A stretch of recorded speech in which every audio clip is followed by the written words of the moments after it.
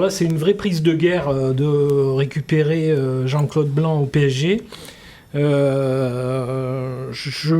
pense que Jean-Pierre River n'est pas étranger à la venue de Jean-Claude Blanc.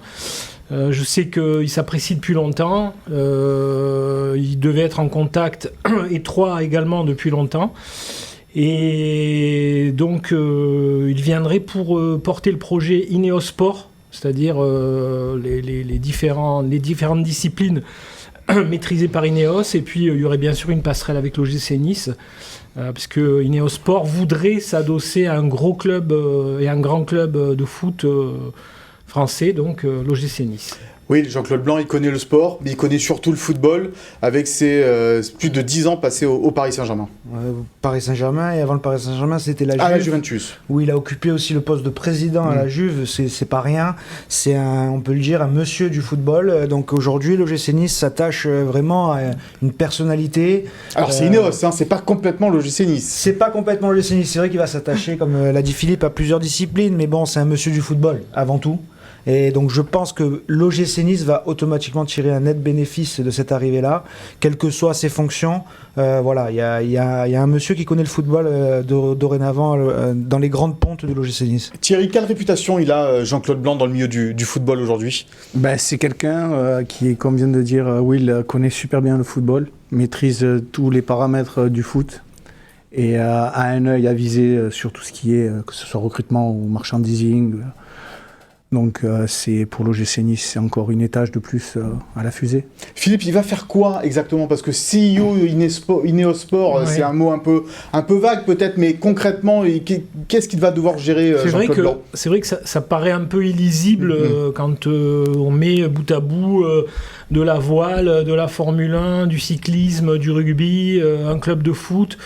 2 clubs de foot, faut pas oublier Lausanne. Oui. Enfin, moi, je dis un. Donc, qu'est-ce qu'il va faire ? Il va concentrer tout ça et surtout porter ce projet. Ils devraient s'établir tous à Nice. Bon, pas les usines qui devraient rester en Angleterre, mais les centres de performance qui seront tous réunis à Nice, là où est le centre de formation de l'OGC Nice. Ça va être un projet énorme, très excitant, je pense, pour un homme de la pointure de Jean-Claude Blanc. Et c'est vrai que ça a l'air d'être l'homme parfait pour ce poste. Maintenant, ça nous semble un petit peu... pas nébuleux ni lisible, mais c'est vrai que, qu'est-ce qu'il va faire dans le foot ? Qu'est-ce qu'il va faire ? Comment vont s'articuler les sports autour du foot, les passerelles, il va arriver très vite, donc début janvier il sera en poste, il nous l'expliquera. Est-ce que ça veut dire peut-être aussi, Will, que l'arrivée de Jean-Claude Blanc prouve que Ineos veut mettre le paquet sur le foot, et en particulier parce que pour l'instant, c'est vrai que c'est le serpent de mer, Jim Ratcliffe va-t-il racheter un club anglais ou pas ? Pour l'instant, ce n'est pas le cas. Donc mettre le paquet sur l'OGC Nice et développer encore plus le foot à Nice. Moi je pense que ça va dans le sens des dernières déclarations depuis ce début de saison.